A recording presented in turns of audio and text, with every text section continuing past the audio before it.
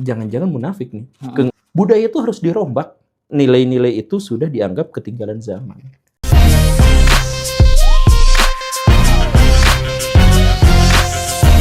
Kan akhir-akhir ini pesantren kan lagi hangat banget nih Pak. Banyak banget kritik yang kata netizen tuh, oh ini feodalisme nih. Kayak apa namanya, kebenaran guru tuh absolut gitu Pak. Nggak bisa dikritik, nggak bisa didebat. Itu menurut Bapak gimana? Pertama, feodalisme itu belum tentu buruk. Oke.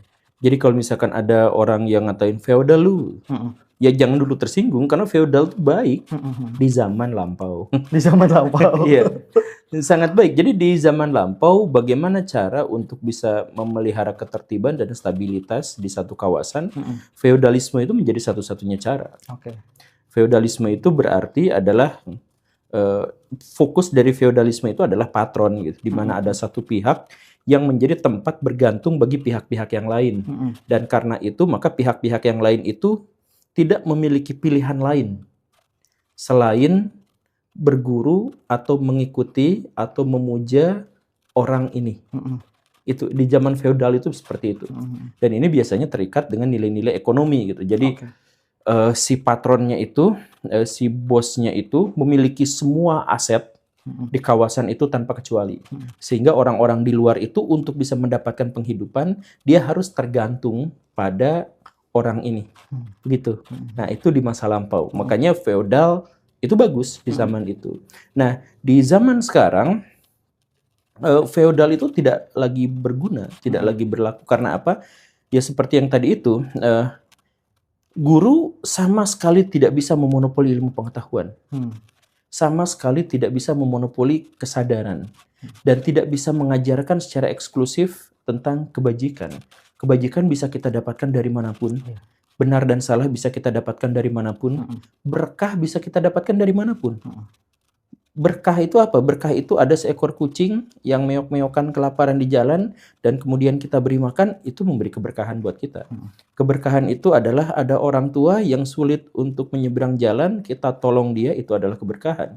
Keberkahan itu adalah ada motor yang di tengah jalan kehabisan bensin dan kemudian kita dorong dia dengan motor kita, disetep itu istilahnya.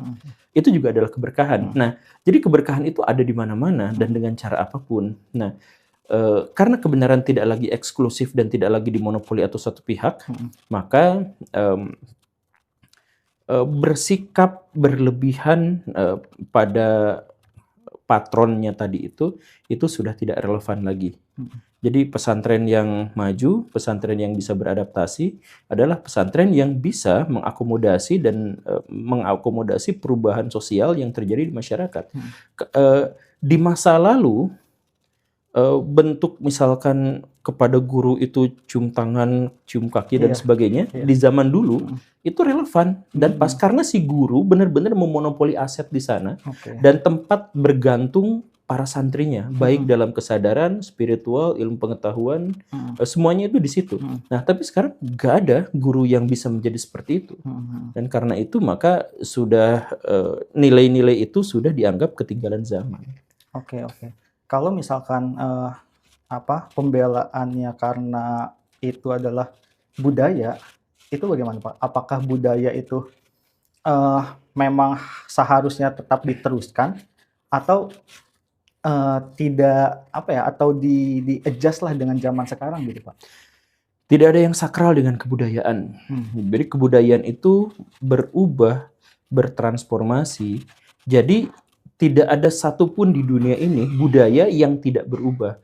Jadi mempertahankan kebudayaan itu adalah naif. Tidak ada budaya yang... Nah, upaya mempertahankan kebudayaan menjadi naif itu, misalkan misal orang Sunda dulu punya budaya atau punya manifestasi kebudayaan yang disebut sebagai tari jaipong. Kalau tarian itu masih dipertahankan sampai zaman sekarang dengan mode yang sama, dengan gerakan yang sama, insya Allah pudar dan tidak akan lagi dikenal. Sama seperti sekarang, tidak lagi dikenal. Atau misalkan ada ondel-ondel di Jakarta. Secara miris harus saya katakan, ondel-ondel di Jakarta banyak yang saya lihat menjadi cara untuk mengemis belaka saja. Jadi bukan tradisi masa lampau. Kenapa? Karena yang diupayakan untuk diperbaikinya atau dipertahankannya itu bukan nilai-nilai kebudayaan, Hmm. tapi manifestasi kebudayaan. Itulah yang salah kaprah.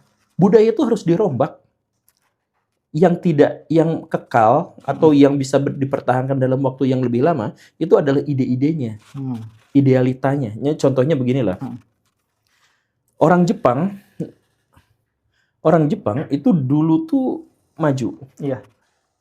Karena samurainya, karena kuncirnya, karena feodalismenya. Iya. Lalu datang seorang kaisar yang bantah itu semua, ganti itu semua. Samurainya ganti jadi senapan. Katananya ganti jadi senapan. Kunci rambutnya ganti jadi tataran rambut modern. Iya. Dia mengubah budaya nggak? Mengubah? Tidak. Oh, enggak ya?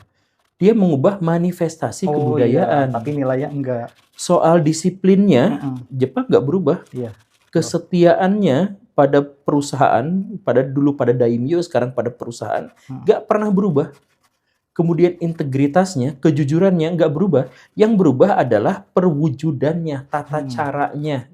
Itu yang berubah. Iya. Nah, jadi yang seharusnya dirubah itu apa? Manifestasinya. Kalau idenya nggak bisa, atau dalam jangka waktu yang lama dia bisa bertahan lebih gitu. Nah, sekarang pesantren. Penghormatan kepada gurunya jangan pernah diubah. Kedisiplinannya jangan pernah diubah. Kecintaannya pada ilmu pengetahuan jangan pernah diubah. Tetapi bagaimana cara mewujudkan kecintaan pada guru misalkan, itu sangat bisa diubah, sangat tidak sakral. Jangan sampai ada orang yang mempertahankan itu mati-matian, menganggap kebudayaan itu adalah sakral. Tidak, wujudnya tidak sakral. Saya mohon maaf, misalkan di Papua ada satu suku yang kalau misalkan keluarga meninggal, ibunya harus potong jari.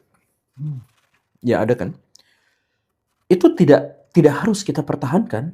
Iya. Yang harus dipertahankannya itu adalah kekeluargaannya. Soal bagaimana cara mewujudkan atau menunjukkan cinta kasihnya itu dengan cara yang berbeda-beda.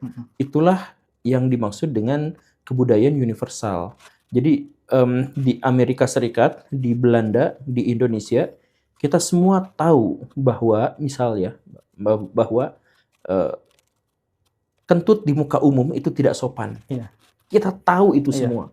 Bahkan lintas negara kita tahu itu.